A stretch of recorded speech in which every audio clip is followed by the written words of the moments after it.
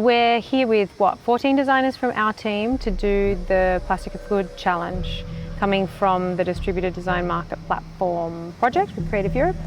And you have who lives here? What do they do? What's going on? So right now we have about 38 people in the house, plus another 6 coming this week.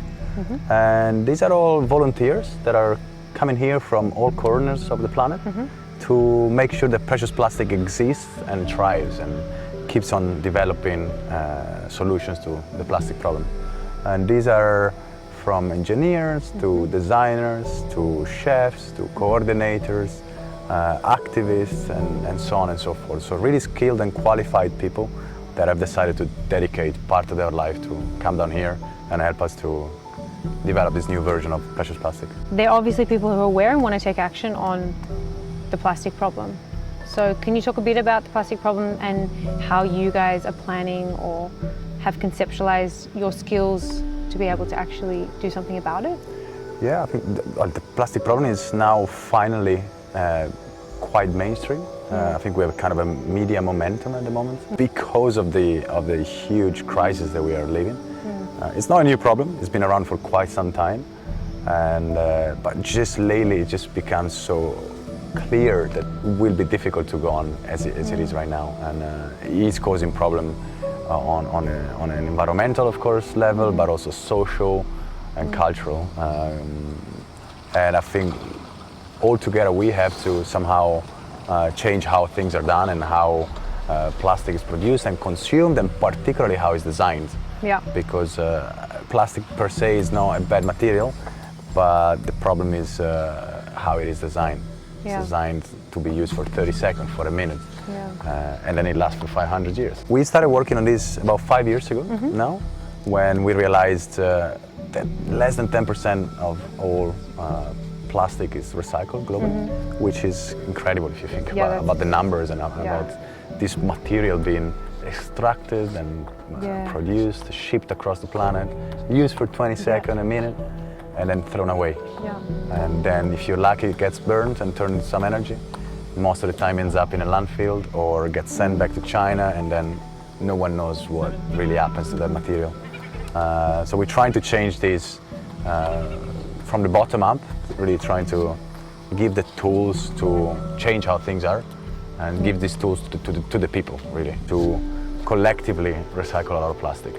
And in this way, creating a much more resilient network that can tackle the problem bit by bit. Can you give some examples about the kinds of uses for this plastic after it's recycled? Yeah, so I'd say that internally we always had this huge struggle on what to design, because it's a big responsibility, you know, that when you put out there an open source design within our network, it will be taken on, it will be replicated. And it is a huge responsibility for us to say what needs to be created and why. So for version 3, for example, we kind of escape this question and we focus on techniques. So we don't tell you what to do, we tell you how to do it. So that then it's up to you, final user, what you're going to be making with plastic. Right now we have about 10, 12 designers which have joined us, and they're working on different areas, from more functional products like a plug, for example, to much more technically complex products such as a speaker, for example, more daily bricks, for example, or construction with the beams. So we're really trying to inspire people in different areas of product design, so that we can really show, look, you can actually make a really cool product with recycled plastic, and you can do it with very cheap machine that you can make in a week. Okay, you have 100 amazing humans who are coming to help you develop this. You have the machines, you have talk about toolkits and tools to try to share your methodology with others. You have bioplastics, edible, all these kinds of amazing things. What's going to happen with all of this? What's the next version? What's happening with all of this? Where are we going?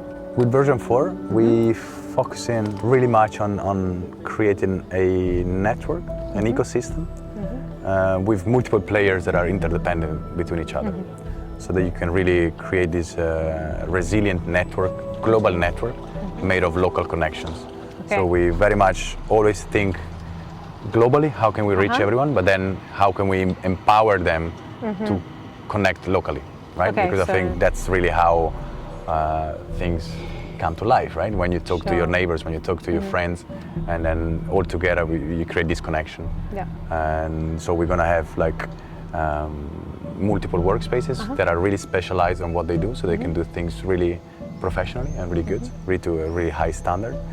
And we envision this network to work really on a city level, so that we, it's so that the plastic gets processed locally, which is also crucial to avoid all the pollution that comes with shipping your waste to China and then shipping it back, and then why not stopping in Africa a bit? You're preaching to the choir. I mean, Fab Lab Barcelona, this is Fab City, this kind of thing. It's super the way we work, and I think this is another reason why we've connected with you guys on so many levels of this narrative of really understanding the global context and then working on it locally. And also, I think this empowering of citizens is really important to what you do, and it's also something that we are really passionate about.